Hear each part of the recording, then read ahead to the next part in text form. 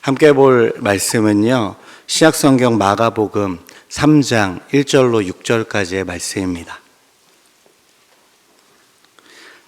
신약성경 마가복음 3장 1절부터 6절까지의 말씀입니다.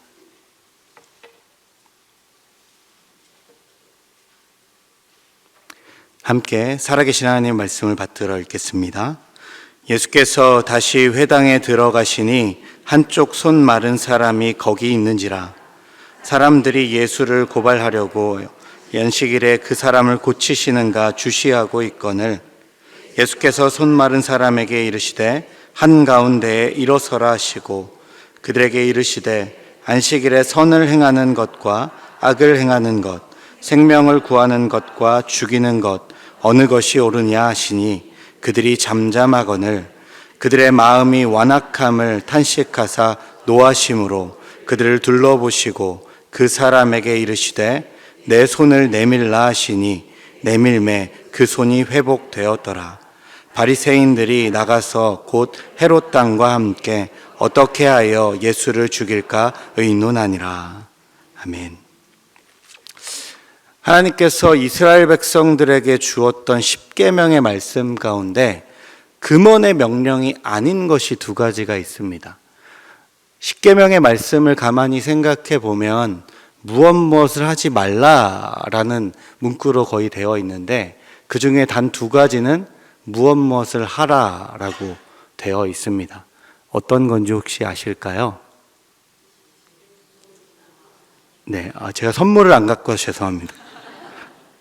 안식일을 거룩히 지키라. 또 한 가지는요, 내 부모를 공경하라. 어떤 분이 이 이야기를 하면서 하지 말라라는 것은 아예 제껴두면 되는데 하라라고 하는 것은 항상 기억해야 하니까 오히려 지키기 더 어렵다라는 나눔을 한 것을 들은 적이 있습니다. 공감이 되는 나눔이었어요. 안식일을 거룩히 지키라, 내 부모를 공경하라. 이 두 가지가 참 지키기에 만만한 계명들은 아닌 것 같습니다. 특별히 이 두 계명 가운데 안식일을 거룩히 지키라는 계명이 오늘 본문에서 등장하는 논쟁의 중심에 있는 내용입니다. 안식일을 지키는 것은 유대인들에게 있어서 너무나 중요한 명령입니다.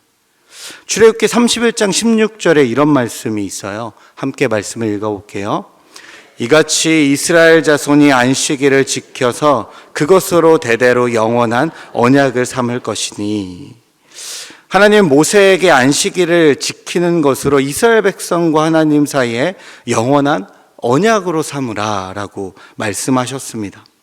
그래서 유대인들은요, 안식일을 지키는 문제에 대해서 목숨까지도 아까워하지 않았으며 그리고 철저하게 지키려 했습니다.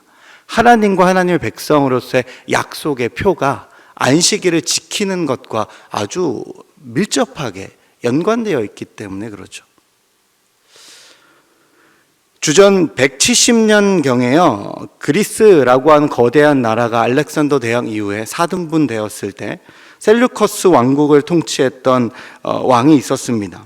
안티오코스 에피파네스라고 하는 사람인데요, 그 사람이 다스렸던 이 지역이 바로 유대인들이 많이 살고 있는 지역과 겹쳤어요. 모든 사람에게 그리스 문화하에 지배받게 하려고 그리스의 문화와 문명을 강요했던 때 거의 모든 민족이 이를 따르지 않을 수 없었습니다. 그런데 유대 사람들은 그렇지 않았어요. 유대 사람들이 특히나 철저히 지켰던 율법은 크게 두 가지인데 음식에 관한 것 그리고 안식일에 관한 것이었습니다. 레위기 11장과 14장을 보시면 구체적으로 하나님께서 말씀해 주셨잖아요. 이건 정한 음식, 이거는 부정한 음식, 이것은 절대 먹지 말아라, 이것은 먹어라 라고 명확하게 말씀해 주셨기 때문에 그 음식에 대한 규정을 철저하게 지키려고 했습니다. 그리고 또 한 가지, 오늘 우리가 나누고 있는 안식일에 관한 것도 그들은 철저하게 지켜내려고 했어요. 그래서 신구약 중간기에 마카비 혁명이라고 하는 유명한 사건이 있는데요, 전쟁 중에 안식일이라는 이유로 항복하거나 저항하지 않고 그저 생명을 내어 죽임당했던 기록도 남겨져 있습니다. 안식일을 지키려고요. 안식일을 지킨다는 건 유대인들에게 그들의 목숨보다도 더 소중한 하나님의 명령, 하나님과의 약속이었던 겁니다. 그래서 이를 위해서 수많은 추가 규례들이 존재합니다. 이걸 절대 어기면 안 되니까 이것을 어기지 않기 위해서 그 부차적인 규정들을 만들었다고 해요. 유대인들이 바벨론의 포로 이후에 집대성한 구전법의 모음집이 있습니다. 입으로 전해져 오는 여러 가지 계명과 교훈들을 한데 모아서 하나의 어떤 걸로 책으로 구성하는데 그것을 미쉬나라고 불러요. 히브리어인데요. 공부한다, 반복해서 가르친다, 이런 의미가 있다고 합니다. 입에서 입으로 전해져 내려오는 전통과 같은 가르침들이죠. 구전으로 이스라엘 사람들이 전해진 율법을 다 수집해 놓은 일종의 백과사전 같은 것이라고 생각하셔도 좋을 것 같아요. 이 책에는요, 안식일에 관한 것만 39개의 조항이 있고, 십계명에는 하나인데 39개의 조항으로 늘려져 있고, 이 39개의 조항을 또 추가적으로 지키기 위해서 219개의 부칙들을 주르륵 적어놨다고 합니다. 그 부칙의 내용 중에는요, 이게 가능한가 싶은 내용도 있어요. 어떤 게 있냐면, 어린아이를 안식일에 안아주는 것은 좋으나 어린아이가 책을 들고 있는 것을 안아주면 책을 들었기 때문에 안식일을 범하였다. 또 바느질을 하다가 어찌 실수해서 바늘을 옷에 꽂아 놓은 채로 입고 밖에 나가면 바늘을 운반하는 죄가 되기도 했다. 혹시 여러분 바늘, 참 희한한 내용이죠. 이들이 이렇게 해서라도 안식일을 지키려고 했던 거예요. 어쨌든 바벨론 포로 이후 율법을 철저히 지키려 했던 유대인들은 이렇게 까다롭게 부칙을 정해서라도 이걸 지키려고 했습니다. 왜냐하면 바벨론 포로 이후에 그들이 스스로 반성하면서 뭘 생각했냐면, 우리가 나라가 쪼개지며 바벨론의 포로 생활을 한 이유가 하나님의 말씀을 제대로 따르지 않았기 때문이구나라고 하는 반성이 있었어요. 그래서 바벨론의 포로가 끝나고 돌아왔을 때 초경건주의 운동이 벌어집니다. 그게 말씀을 철저하게 지키자는 거예요. 오늘날로 치면 백투더 베이직 이런 식으로 얘기한 것처럼 똑같은 거예요. 성경으로 돌아가자. 이런 것처럼 철저히 하나님의 계명으로 돌아가서 계명을 지키는 삶을 살아갈 때 하나님이 우리를 회복해 하신다라고 하는 생각을 했던 거예요. 이 초경건주의 운동의 선두주자가 누구냐면 신약 성경에 등장하는 바리새인들입니다. 경건주의자들이에요. 이런 사고 속에서 안식일을 지켜내는 지켜내는 어떤 역사가 신구약의 중간기에 쭉 흘러내려오죠. 그런데 오늘 본문 보시면 이런 안식일에 예수님께서 병자를 고치셨어요. 큰일이 벌어진 거죠. 유대인들의 입장에서. 평소에 예수님에 관하여 긍정적이지 않아서 논쟁을 일삼았던 바리새인과 서기관들은 이를 빌미로 해서 예수님과 또 한 번 들이받고 있습니다. 우리가 오늘 본문을 이해하기 위해서 마가복음 2장 초반부터의 내용도 함께 이해하실 필요가 있는데요. 예수님께서 바리새인과 논쟁한 5장면이 마가복음 2장 초반부터 지금 오늘 본 본문까지 5가지의 장면이 연거푸 등장합니다. 중풍병자가 치유됐던 이 부분도요, 단순히 치유 사건이 아니라 죄사함의 권한이 누구한테 있느냐라고 하는 논쟁의 내용이었어요. 그리고 세리와 죄인들과 식탁 교제하는 것, 부정한 이들과 함께 음식을 먹는 것이 유대인들의 전통 속에서는 잘못된 일인데, 예수님은 그들과 함께 식사하고 제자들도 엉켜 있었죠. 그리고 제자들 금식을 하지 않는 문제, 그리고 바로 오늘 본문의 앞선 사건, 사실 오늘 본문과 아주 밀접한 내용인 안식일 날 밀밭 사이를 가로지르며 밀 이삭을 주워 먹었던 이들에게도 일을 했다 하여서 한번 논쟁했던 장면이 등장했습니다. 그리고 오늘 본문이에요.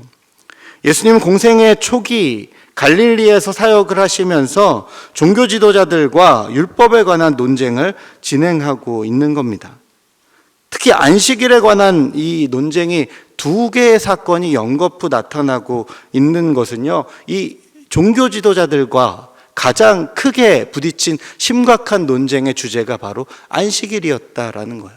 왜냐하면 앞서 말씀드렸듯이 안식일을 지키는 문제는 너무나 유대인들에게 중요한 이슈였기 때문에 그렇죠. 그래서 이 안식일을 범하는 사건으로 논쟁하며 말싸움으로 못 이기니까 결국 오늘 본문 6절에서 뭐라고 얘기하나요? 바리새인과 헤롯 당이 예수 그리스도를 죽일까 살해 모의를 해요. 근데 이게 참 흥미로운 건 뭐냐면 바리새인은 초경건주의자들이었다고 했잖아요. 철저히 율법을 지키고자 했던 사람. 헤롯 당원들은 누구냐면 정치 지도자들입니다. 그러니까 사실은 둘은 섞일 수 없는, 섞여서는 안 되는 극보수와 극진보의 세력이에요. 그런데 예수 그리스도를 죽이기 위해 서로 손잡고 있어요. 자신들의 정체성도 모르는 사람들인 거죠. 예수님에 관한 살해 음모가 이렇게 예수님의 초기 사역부터 나타나는 것은요, 이 마가복음의 되게 중요한 특징입니다. 같은 본문을 다루고 있는 마태복음은요, 예수님의 가르침과 복음 전파, 심지어 기적의 사건까지 다 어느 정도 진행된 이후에야 이런 살해 위협이 다가오고 있음을 밝히고 있고요. 누가복음은 이 손마른 자를 고치는 사건을 얘기하면서 어떤 살해의 논의보다 어찌할까 정도로 완화해서 표현하고 있어요. 요한복음은요, 심지어 한참 뒤에 나사로를 살린 다음에야 예수님을 죽이고자 모의하는 장면이 등장합니다. 조금 뒤로 밀려나 있는데 마가복음만 상당히 초반부터 예수님에 대한 죽음의 모의가 시작됩니다. 아마도 이것은 마가복음을 읽고 있는 독자들의 상황 때문이었던 것 같아요. 마가복음은 로마에 있는 그리스도인들에게 보내진, 아주 긴급한 상황 가운데 있는 그들에게 보내진 복음의 이야기이거든요. 복음의 긴급성을 예수님의 사역을 보도하는 내러티브 속에 담아서 전달하고 있는 겁니다. 그리고 더 중요한 이유는요, 예수님의 율법적 해석이 아주 옳은 것이다라는 것을 이 논쟁의 흐름들을 통해서 강조하고 있어요. 마태복음은 산상설교가 있고 누가복음 평지설교라고 하는 이 예수님의 긴 설교문이 있거든요. 그 설교문을 통해서 율법을 재해석하며 들려주는 장면이 있는데 누가복음은 그런 어떤 내용이 없고요. 이 논쟁하는 장면들 속에서 예수님의 율법 해석이 얼마나 옳은 것인지, 하나님의 의도에 부합하는 것인지를 보도해주고 있는 것이죠. 바리새인과 서기관들은 당대 율법 해석의 스승들로 여겨졌던 사람들이잖아요. 예수님은 이들과 논쟁을 통해서 그렇게도 오랜 시간 철저히 지키려 했던 율법의 참 의미가 무엇인지를 말해주고자 했던 겁니다. 다시 오늘 본문의 장면으로 돌아와서요, 예수님은 회당에 들어가시며 한쪽 손 마른 사람을 만나게 됩니다. 이 사람의 상태가 어떤 상태였는가 오늘 본문만으로는 가늠할 수는 없어요.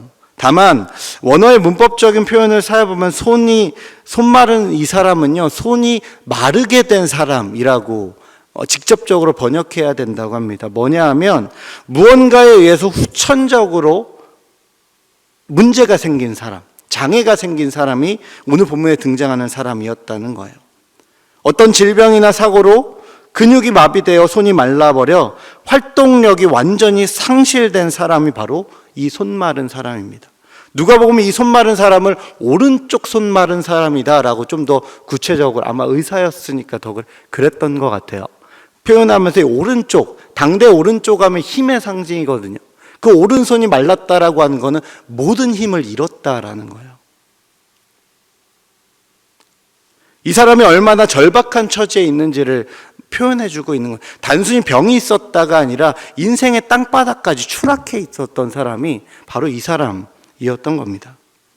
앞서 말씀드렸던 미시나에 따르면 생명이 위급한 경우에는 안식일에 치유해도 안식일을 어긴 것으로 여기지 않았다고요. 위급한 상황. 어느 정도 위급해야 되는지는 잘 모르겠는데요. 어쩌면 본문에 등장하는 이 사람은 당장의 위급한 어떤 상태는 아닌 것처럼 보여요. 그러나 그의 현실은 언제 끝나도 이상하지 않을 정도로 추락해져 있는 상태임은 분명한 것 같아요. 태어날 때부터 그랬어도 불쌍하지만 일을 정상적으로 하다가 사고로 인해서 모든 삶의 터전, 일의 터전을 잃었다면 그보다 심각한 시리와 좌절과 괴로움은 어디 있을까요? 치유가 필요함의 관점이 도대체 어디인지는 잘 모르겠지만 기계적으로 이 사람의 어려움을 위급하다 위급하지 않다 가늠하기가 쉽지가 않죠. 그러나 바리새인과 서기관들은요, 이것을 중요하게 여기지 않았던 것 같아요.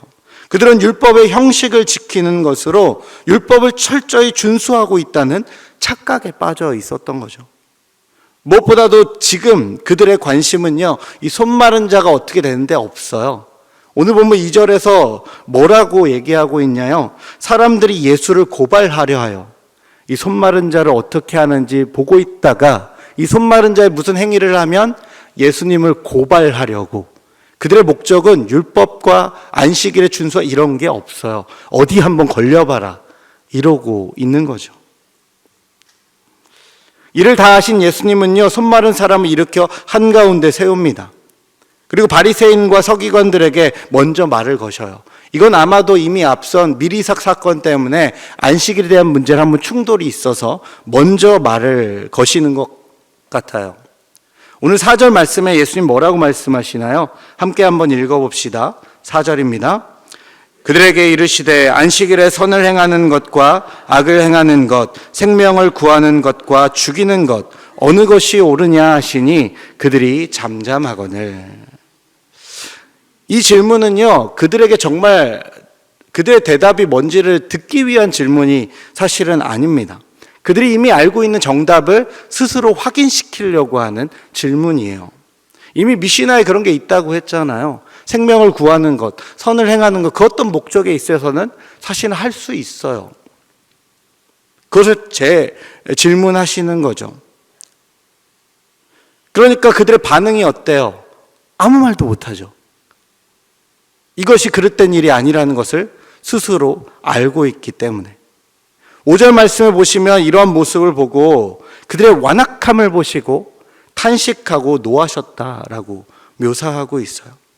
여기 탄식을 가리키는 단어는요, 진리를 깨닫지 못하는 영적 무지에 대한 안타까움을 묘사하는 것이라고 합니다. 그들은 알고 있었지만 잠잠합니다. 정말 알아야 하는 것을 알지 못하고 받아들이지 못하고 있는 영적 무지의 상태에 던져져 있었던 거죠. 율법의 형식은 철저히 알고 율법의 본질은 철저히 모르고 있는 상태라는 겁니다. 놓치지 말아야 하는 것을 놓쳐버린 이 모습을 보면서 예수님은 탄식하시고 심지어 의분을 드러내고 있는 거죠. 그리고 예수님이 바로 어떻게 행동하십니까? 손마른 자에게 내 손을 내밀라 하십니다. 이 장면이 참 놀랍습니다. 예수님의 어떤 기도, 만지심, 그 어떤 행동도 등장하지 않고요. 손마른 자가 예수님의 말씀대로 손을 내밀었을 뿐인데 성경은 그 손이 나았다라고 보도하고 있어요. 하나님의 말씀에 순종하는 것만으로도, 주님의 말씀에 따라가는 것만으로도 그의 바닥과도 같은 인생에는 놀라운 치유와 회복이 일어났던 것입니다.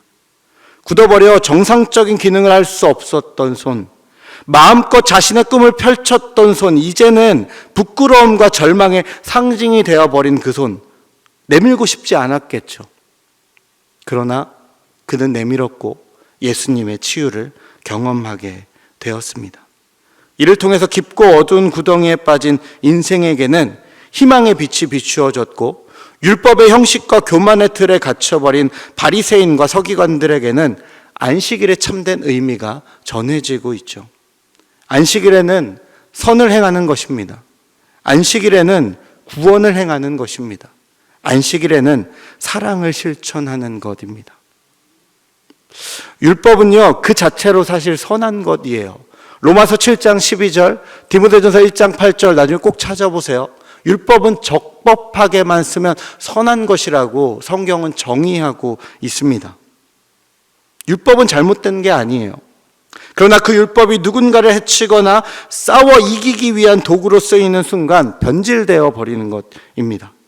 바리새인과 서기관들은요, 절망에 빠진 손마른 자의 인생을 바로 보지 못했고 오히려 안식일에 지켜야 할 선과 구원, 사랑을 실천하지 못하고 있었던 거죠. 형식에 빠져버린, 본질이 빠진 형식을 붙잡았던 그들의 어리석음입니다. 바리새인과 서기관의 이 어리석음은요, 사실 오늘날 성경의 가치로 살고자 하는 모든 그리스도인들에게 경각심을 주고 있는 내용입니다. 성도는 말씀을 듣고 말씀을 깨닫고 말씀대로 살고자 노력합니다. 그러다 보면 이 말씀을 따르기 위해서 여러 가지 부칙들을 우리에게 적용하게 됩니다. 잘못된 것 아닙니다. 잘하시는 겁니다. 그 부칙들을 실천하며 궁극적인 하나님의 말씀을 순종하며 경험하는 은혜들이 생깁니다. 영적인 보람을 느끼게 된다는 거죠. 그런데 이게 또 하나의 문제가 된다는 겁니다. 내가 영적 보람을 느끼게 해준 자신의 방법이 하나의 기준이 되어 다른 사람을 평가하고 속단해버리는 경향이 심심치 않게 나타난다는 거죠. 무엇이 옳다 하는 자기의 생각에 갇혀서 정작 본질을 잃어버린 채 형식만 남아버리는 신앙의 모습, 그것이 우리들의 어리석음 또한 연약함이라는 거죠. 그렇다고 저는 형식이 불필요하다고 그리고 나쁘다고 말하고 싶지 않습니다. 형식은 중요합니다. 적절한 형식이 없다면 우리는 중심을 잡지 못하거든요. 우리의 계명이 주어진 것은요, 하나님 나라 백성으로서의 사는 삶의 형식이 주어진 거잖아요. 애굽에서 구원받은 이스라엘 백성들에게 시내산에 하나님은 언약을 맺으며 십계명을 주셨어요. 살아야 되는 삶의 방향이자 살아야 되는 삶의 양식, 하나님 나라의 백성으로 하나님의 소유로서 어떻게 살아야 되는지 그 양식을 주신 겁니다. 하나님 나라의 백성의 삶의 형식이 주어진 거예요. 하나님이 주신 거예요. 이건 나쁜 게 아닙니다. 다만 본질을 잃어버린 형식은 변질될 수 있다라는 사실이죠. 예수님은 형식에 치우쳐 선을 행하는 것과 생명을 구하는 것에 오름의 그 가치를 잃어버린 바리새인과 서기관들의 형식을 꼬집는 겁니다. 본질이 빠진 형식. 오늘도 보세요. 이 손마른 자에게 안식일 날은 선을 행하고 생명을 구원하는 것이 안식일의 참 의미잖아요. 그 안식일의 참된 의미가 실행되어지니까 치유와 회복이 나타나잖아요. 안식일 지키라는 계명이 사라진 게 아닙니다. 본질이 담겨져 있는 실천이 있으니까 그 실천이 진정 하나님에 대한 순종이 된 것이고 하나님의 역사를 경험하는 순간이 된 것이죠.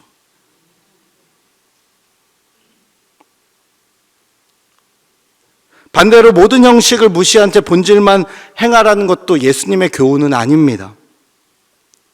예수님은요, 안식일을 지킴이라는 형식이 깨어진 속에서 본질의 의도를 가능한 부분을 설명해 주고 있는 것이죠. 오늘 설교의 제목이 안식일에 어느 것이 옳으냐라고 붙였습니다. 이 질문은요, 형식이냐 본질이냐 이 둘 중 하나를 선택하라는 말이 아닙니다. 옳은 것은 이것이냐 저것이냐가 결코 아니기 때문에 그래요. 형식으로 치우쳐 있는 것 당연히 안 되고요. 그렇다고 본질만 운운하며 모든 예외 상황만 따르는 것도 예수님의 의도는 아닙니다.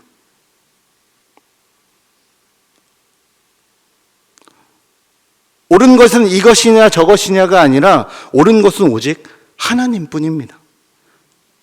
하나님이 형식에 손을 들어줄 때도 있습니다. 부자 청년의 이야기가 바로 그런 비유 아닐까요? 영생을 얻기 위해 다가왔던 부자 청년에게 예수님은 십계명의 계명을 말씀하셔요. 그리고 모든 물질을 포기하고 나가올 것을 요구하셔요. 그것은 하나의 삶의 실천적인 형식 아닌가요? 영생과 구원을 얻기 위해 예수님은 형식을 얘기하세요. 예수님은 결코 오늘 본문에서도 본질만을 추구하는 방향은 맞지만 그게 다 옳아라고 또 손들어 주시는 것 아닙니다. 그저 하나님이 옳다라고 하는 그 사실을 우리에게 말씀해 주고 싶으신 거예요. 무엇이 옳은지는 하나님께 달려있지 나의 경험과 지식, 판단에 달려있는 것이 결코 아니다라는 겁니다. 아브라함 링컨이 이런 말을 했다고 해요. 하나님이 우리 편인지 아닌지 나는 관심이 없다. 나의 가장 큰 관심은 내가 하나님의 편에 서는 것이다. 내가 이쪽 설 것이냐 저쪽 설 것이냐가 중요한 게 아니라 하나님께 서야 돼요. 하나님이 진리입니다. 하나님이 옳으십니다. 하나님이 정의이십니다. 거기 서 있으면 우리는 잘못된 선택 절대 하지 않을 것입니다. 어두운 세상의 빛으로 자신을 드러내신 주님, 항상 옳음 가운데 인도하시는 주님을 따라 살아가는 저와 여러분들 되기를 주님의 이름으로 축복합니다. 기도하겠습니다. 하나님 아버지, 저희는 믿음의 삶을 걸어가며 옳고 그름의 판단 속에서 한쪽으로 치우치며 속단할 때가 많습니다. 나의 경험과 지식을 옳다하며 주장하기를 좋아하는 저희에게 예수 그리스도만이 참 진리요 하나님만이 옳으시다는 사실을 다시금 말씀하여 주셔서 감사합니다. 늘 옳으신 하나님 편에 서서 하나님만을 따르게 하여 주시옵소서. 진리 되시는 예수 그리스도의 길을 따라 살아가는 저희가 되기를 간절히 원합니다. 이 길 끝에서 하나님 나라의 영광을 만나는 거룩한 성도가 다 되게 하여 주시옵소서. 우리 구주 예수 그리스도의 이름으로 기도드립니다. 아멘.